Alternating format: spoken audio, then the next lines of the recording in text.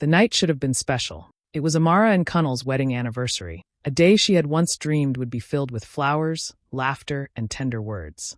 Instead, Cunnel invited his friends over, loud men who loved to boast and drink. He ordered Amara into the kitchen to prepare food for them, as though she were a servant and not his wife. She cooked in silence, her hands steady though her heart ached. When the table was set, Amara carried the dishes out one by one. The men barely looked at her except to smirk. One of them nudged the other and said loudly, "Your wife serves like a housemaid." The group burst into laughter. Cunnel joined in, clapping the table, as if mocking her gave him pride. Amara stood there, her face calm though inside she was burning. She lowered her eyes and continued serving, her dignity wrapped in silence.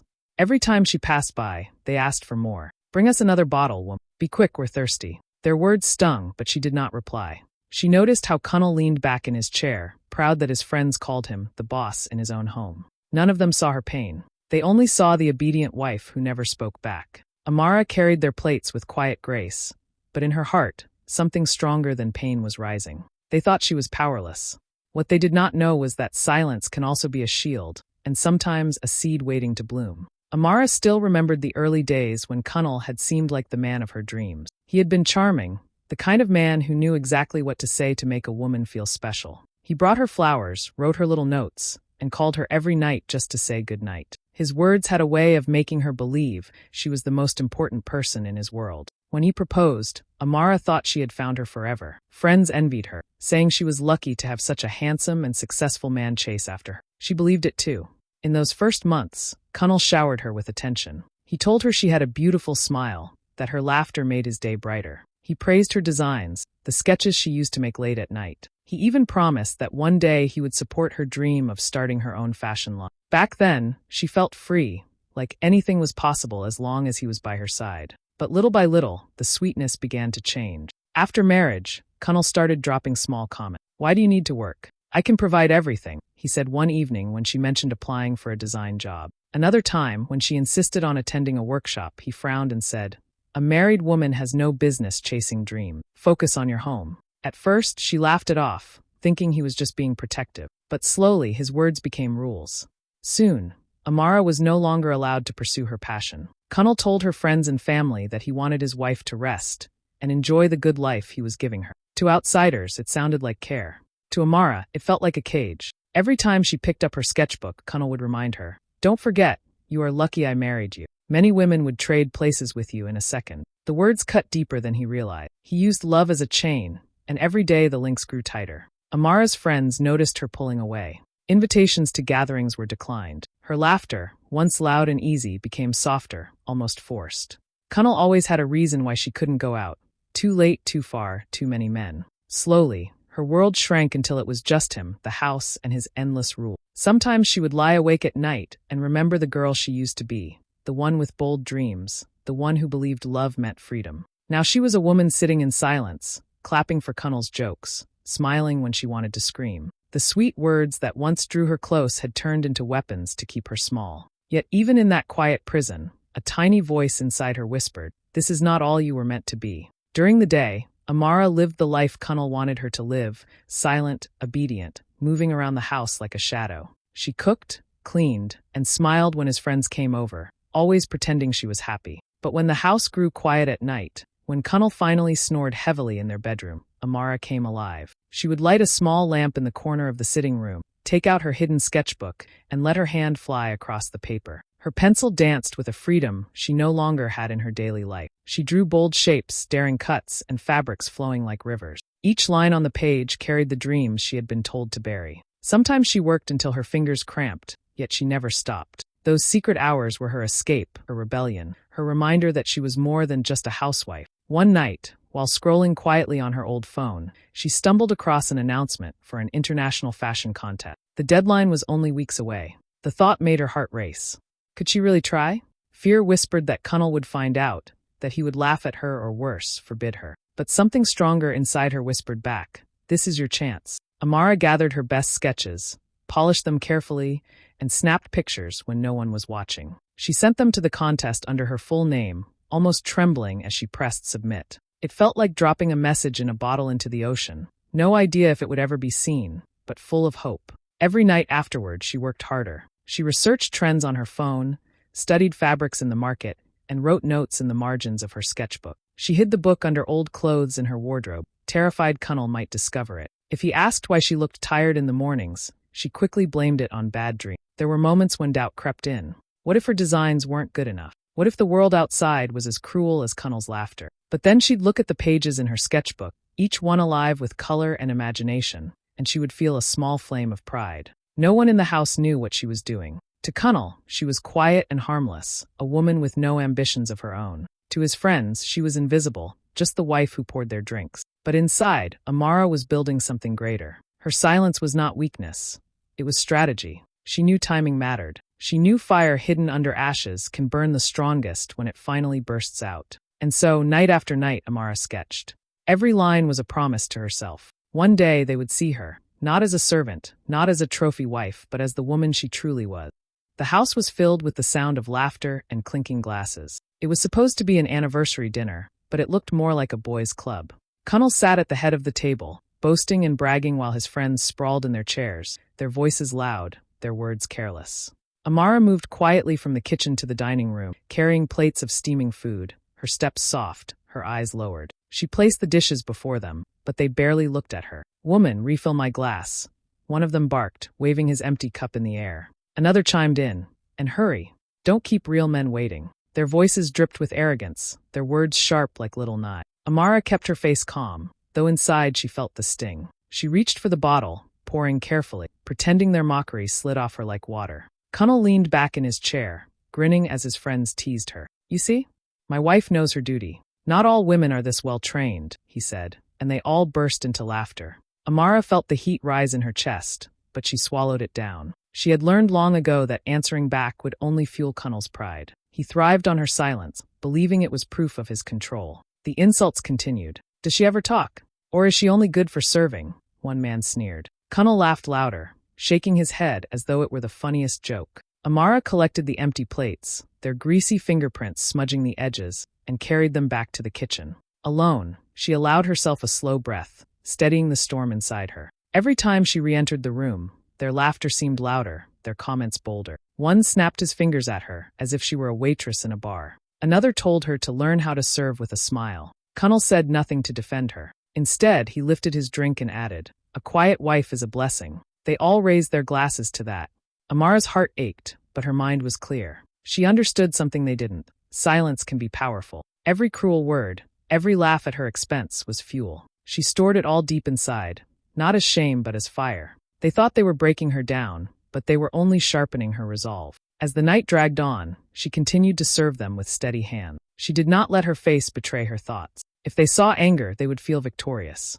Instead, she gave them what they expected, quiet obedience. What they could never see was that behind those lowered eyes was a woman planning, waiting. They mistook her silence for weakness. But Amara knew better. She was not invisible. She was simply waiting for the right moment, the moment when her silence would end and her true voice would be impossible to ignore. The morning after the dinner, Amara moved through the house quietly. The sound of Cunnel's laughter from the night before still echoed in her mind, mixed with the sting of his friend's cruel words. She felt drained, but she carried on with her chores, clearing the mess from the celebration. The dining table was littered with empty bottles and crumbs, a reminder of how she had been treated. She stacked the plates one by one, her face calm, though inside she still burned. As she wiped the last glass, her old phone buzzed on the counter. She picked it up, expecting a message from a friend or maybe a notice from the market. Instead, her eyes froze on the screen. It was an email. Her hands shook as she read the words. "Congratulations, Amara. Your collection has been selected for Johannesburg Fashion Week. You are officially invited." For a moment, the world around her disappeared. She stood in the quiet kitchen, staring at the glowing screen, her breath caught in her chest. She read it again and again to make sure it was real. Her heart raced. This was not just an opportunity, it was the chance of a lifetime. The designs she had drawn in secret, in the dead of night when no one believed in her, had finally been recognized. Tears welled in her eyes, but she quickly wiped them away. Cunnel must not see. He would never allow it. He would laugh, call it nonsense, maybe even destroy her sketches. So Amara tucked her phone close to her chest and whispered to herself, "Not yet. No one can know." She spent the rest of the day moving like normal, cooking Cunnel's breakfast, serving his tea, nodding at his endless talk. To him, she looked like the same quiet wife, obedient and unbothered. But inside, she was glowing with a secret too big to hide. Each word he spoke about her being lucky to have him only made her smile quietly to herself, because she now knew something he didn't. Soon, life would not be the same. That evening, when Cunnel sat with his friends bragging about his business deals, Amara excused herself politely. She went into the bedroom, locked the door, and took out her sketchbook. For the first time, she allowed herself to imagine the runway, the lights, the crowd chanting her name. She imagined standing tall, her designs flowing across the stage, proving to the world that she was more than the quiet shadow they mocked. She folded the invitation neatly, hid it under her clothes, and pressed her palm against it like a promise. The secret gave her strength, a power no one could take away. She would prepare in silence, step by step, stitch by stitch. No one would see her coming until it was too late. In that quiet bedroom, Amara smiled. The seed she had hidden for so long had begun to sprout, and soon the world would see her bloom. Amara knew the invitation was only the first step. To present her work at Johannesburg Fashion Week, she needed fabric, materials, and money, things she didn't have. Cunnel controlled the finances, watching every coin. Asking him was impossible. He would laugh in her face or worse, forbid her completely. So Amara looked at what little she owned. At the bottom of her jewelry box sat the gold bangles Cunnel had given her on their wedding day, along with a chain her mother had left her. They were more than ornaments. They carried memories. But Amara swallowed her sadness and walked to the pawn shop in the corner of the market. She placed them on the counter with steady hand. The man weighed the gold, counted the money, and pushed it toward her. It wasn't much, but it was enough to start.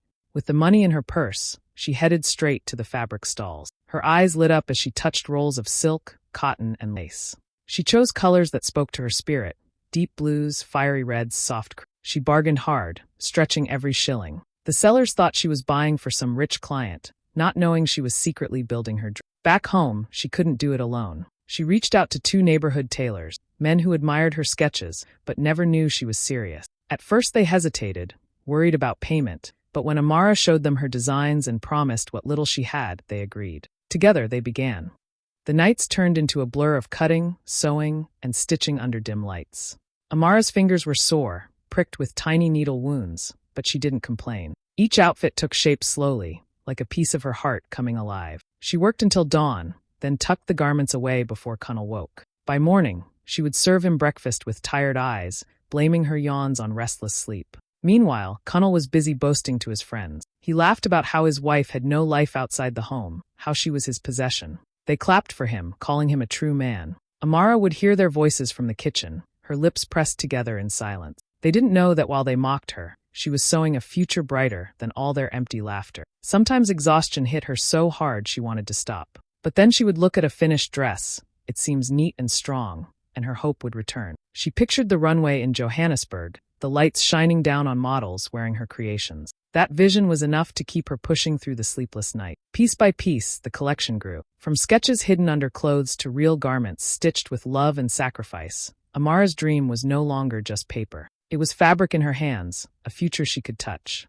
While Cunnel bragged about owning her, she was quietly building something he could never own: her freedom. The night of Johannesburg Fashion Week arrived like a dream Amara had once thought impossible. The city buzzed with energy, lights glowing against the dark sky, cameras flashing outside the venue as celebrities, designers, and reporters poured in. Inside, the runway gleamed long and bright, lined with rows of eager eyes. Amara stood backstage, her heart pounding as models slipped into the clothes she had sewn with sleepless nights and quiet tears. She touched the fabric one last time, smoothing a wrinkle on a bold red dress, adjusting the hem of a shimmering cream gown. The models looked at her with respect, whispering, "Your designs are stunning." Those words gave her strength. For years, she had been called nothing but a housemaid, a quiet wife, invisible in her own home. Tonight, she was something else. Tonight, she was a creator. When the music began, the first model stepped onto the runway. The crowd gasped as the collection unfolded, dresses flowing like water, colors burning like fire, cuts sharp and daring. People leaned forward, phones lifted, capturing every moment. Whispers grew into shouts. "Who designed this? This is new, this is fresh." Amara watched from the shadows, her chest tight with pride. And then came the moment she could not hide anymore. The host announced, "Ladies and gentlemen, the mind behind tonight's most talked about collection, Amara from Kampala." The spotlight swung her way. For a heartbeat, she froze, but then she stepped forward. Her feet touched the runway not as a model but as the woman who had dreamed, sacrificed, and fought in silence. The crowd rose to their feet. Cameras flashed wildly. Reporters shouted her name, some even running toward the stage for a closer shot. The applause was thunderous, filling her ears, filling her soul. For the first time in years, she felt seen, truly seen. Her name, once whispered only to herself in the quiet of the night, now echoed across Africa. Within minutes, #Amara the designer began trending online, her face and creations shared everywhere. She walked the runway slowly, each step a declaration. She was no longer Cunnell's silent possession, no longer the woman mocked at a dinner table. She was Amara, a visionary, an artist, a woman who had turned ashes into fire. The roar of the audience drowned out every cruel word she had ever endured. Backstage, designers and sponsors rushed to congratulate her. A famous magazine editor promised to feature her work. A buyer asked for her contact immediately. Doors that had once been locked were now swinging wide open. Amara smiled politely, her heart bursting inside. That night, as she stood under the bright lights, she realized something. She had not only created a collection, she had created herself anew. The world now knew her name, and there was no turning back. Amara had arrived and nothing, and no one, could dim her light again. At a noisy bar in Kampala, Cunnell and his friends were gathered around a big screen, drinks in hand, their laughter filling the room. The television was showing Johannesburg Fashion Week, a glamorous event none of them ever expected to matter to their lives. They leaned back in their chairs, watching the flashing lights, the models striding down the runway, the crowd cheering. Then, suddenly, the camera zoomed in on a familiar face. Cunnell froze. His glass slipped from his fingers and hit the table with a dull thud.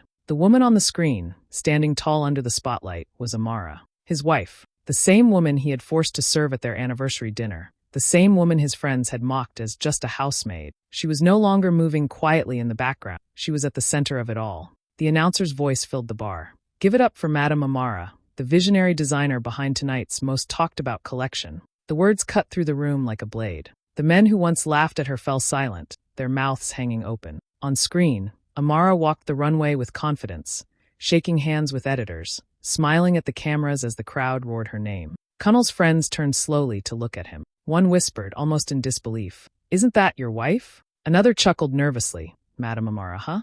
Visionary designer. That doesn't sound like a housemaid to me." Their laughter this time wasn't the cruel laughter of the dinner table. It was awkward, edged with respect for the woman they had once dismissed. Cunnell tried to swallow his shock, but the color drained from his face. He shifted uncomfortably in his chair, pretending to be unimpressed. "It's just a show," he muttered, though his voice shook. But he couldn't tear his eyes from the screen. Every cheer from the audience was like a slap, every flash of Amara's smile a reminder of the control he had lost. His friends, however, were glued to the broadcast. They shook their heads in amazement as Amara's designs lit up the runway, as international journalists pushed microphones toward her, calling her a rising star of African fashion. They whispered among themselves, "She's incredible. She's going to be famous.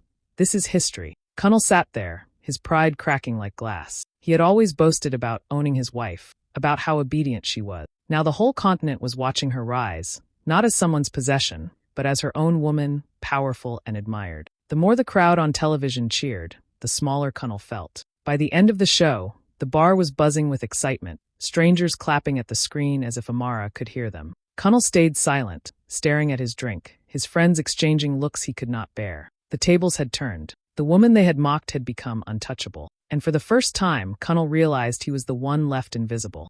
Days after Fashion Week, Amara returned to Kampala, her name already buzzing across the continent. Newspapers carried her photos, blogs wrote about her rise, and radio stations spoke of the Ugandan woman who lit up Johannesburg. Back at home, Cunnell tried to act as if nothing had changed. He strutted around the neighborhood as usual, but people now greeted him with sly smile. Everyone knew the truth, that his wife was no longer the quiet shadow he had painted her to be. One evening, Cunnell once again gathered his friends in their dining room, the same place where Amara had once been ordered to serve like a maid. They sat laughing, glasses clinking, but this time there was tension in the air. They had all seen the televised show. They had all heard her name celebrated as Madame Amara. None of them could forget the sight of her walking that runway, powerful and untouchable. The door opened and Amara stepped inside. She was not wearing the plain house dresses they were used to. She wore a simple but elegant gown of her own design, her head held high, her presence commanding. The room fell silent. Chairs scraped the floor as, one by one, the men rose to their feet. Respect replaced the mockery that once filled their voices. "Madame Amara," one of them said softly, almost with awe. Another added, "An honor to see you." These were the same men who had snapped their fingers at her for drinks, who had laughed at her silence.